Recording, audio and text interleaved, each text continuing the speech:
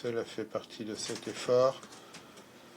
Je ne vais pas prolonger mes déclarations et je voudrais donner la parole à la vice-secrétaire générale Amina Mohamed. Madame, merci Monsieur le Président, Mesdames et Messieurs les membres des conseils d'administration, excellents chers collègues. Tout d'abord, permettez-moi de remercier le Président d'avoir organisé cette session sur l'éducateur lors de notre première session ordinaire.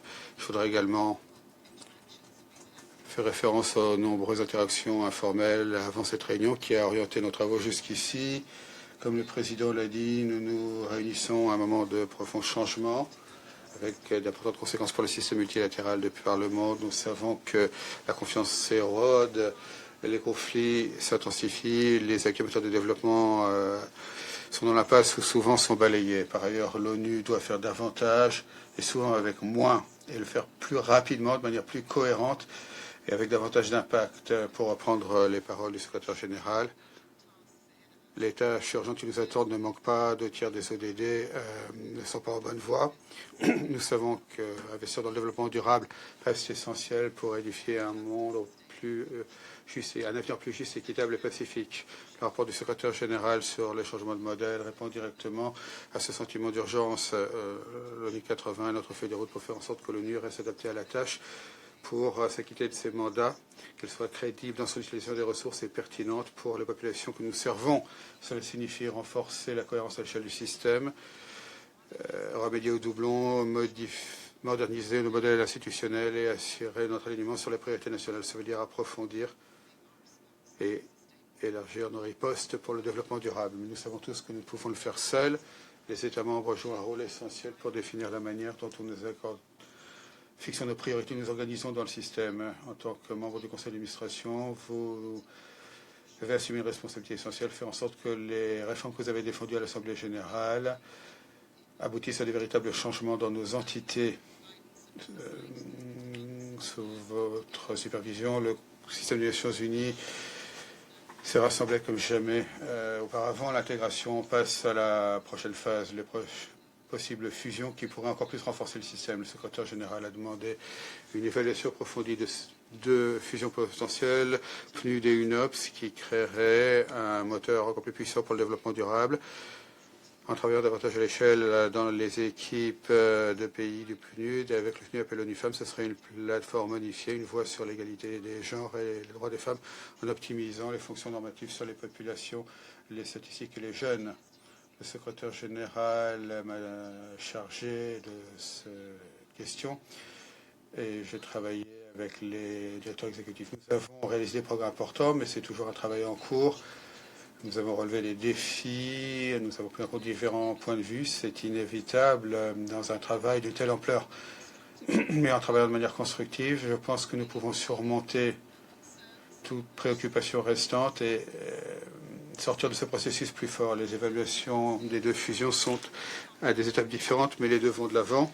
Je voudrais être clair, la vision du secrétaire général reste inchangée. Ce travail a un potentiel important de renforcer la manière dont nous apportons des résultats au niveau des pays.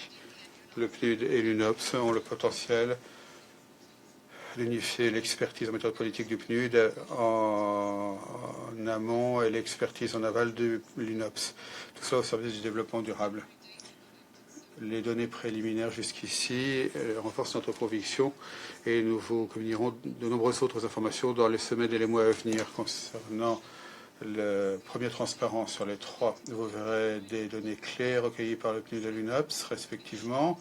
Cela montre que ensemble ces 2 institutions seraient une base active avec un budget commun de 8,1 milliards. Un personnel très fort, un alignement très important concernant de nombreuses données. Il y a également des chevauchements clairs dans un certain nombre de domaines, de types d'activités. La base de financement, deuxième transparent, nous montrons que les 2 entités travaillent dans le même domaine, en mettant l'accent sur les mêmes ODD, ODD 1, 2 et 16. Cela montre un immense potentiel pour des synergies. Transparent 3, il confirme le potentiel de synergie concernant la portée géographique des 2 entités. Plus de 99% des dépenses dans les pays sont dépensés dans des pays où les deux entités sont présentes. Il ne s'agit qu'une analyse préliminaire pour vous donner une idée des travaux en cours, mais cela montre pourquoi nous sommes aussi déterminés. Nous reviendrons vers vous avec davantage d'analyses, alors que nous œuvrons ensemble avec les entités aujourd'hui. Alexandre et Georges vous parleront du PNUD de l'UNOPS, où nous en sommes, quelles sont les prochaines étapes pour le FNUAP et l'ONU-FEM, une fusion, renforçant la coordination et l'échelle nécessaire pour un monde où chaque femme et chaque fille compte et prospère, et où elles décident de leur manière de vivre avec dignité, pouvoir économique et un potentiel illimité, où tous les jeunes sont essentiels dans nos travaux, alors que nous efforçons de ne pas faire de laisser pour compte. Hélène vous parlera des travaux du FNUAP et de l'ONU-FEM, c'est déjà bien avancé. Et nous parlerons des données recueillies jusqu'ici qui montrent le potentiel pour davantage de synergie et des fusions excellence. Il ne s'agit pas de modifier les mandats du PNUD, de l'UNOPS, du FNUAP ou de l'ONU-FEM. Il reste essentiel pour le travail que nous devons mener à bien dans les années à venir. Il s'agit de renforcer leur portée, leur impact. Il s'agit de renforcer notre capacité collective à mettre en œuvre les ODD, à tirer parti du pacte pour l'avenir, tout en respectant nos normes et nos valeurs pour les personnes partout. Il s'agit de trouver de nouvelles occasions de financement pour les mandats respectifs et aller au-delà de nos initiatives phares qui sont utiles, mais qui n'ont pas pu apporter l'impact à l'échelle nécessaire pour véritablement faire avancer les ODD. Nous comptons sur vous pour nous demander des comptes sur nos ambitions. Nous continuerons à présenter des arguments, les meilleurs arguments pour ces fusions, et ce sera en dernier ressort vous les États membres qui décideraient, mais c'est notre responsabilité en cette période turbulente de garantir le meilleur appui possible pour vos priorités de développement durable. Les besoins et les droits des femmes et des filles, des jeunes sont au cœur de nos préoccupations. Tout cela crée des préoccupations, de l'anxiété. Ce n'est pas étonnant. Certains ont demandé pourquoi remédier à des choses qui fonctionnent. Il ne s'agit pas de réparer. Ces entités sont très performantes et accompagnent les pays depuis des décennies. Mais il s'agit d'améliorer la qualité de notre appui et l'impact de notre action. D'autres se sont dit préoccupés que nous allions trop vite, d'autres que nous allons trop lentement. Nous agissons avec un sentiment d'urgence, mais nous ferons tous les efforts possibles dans nos présentations. Nous allons vous présenter des arguments robustes, reposant sur la transparence et sur les résultats.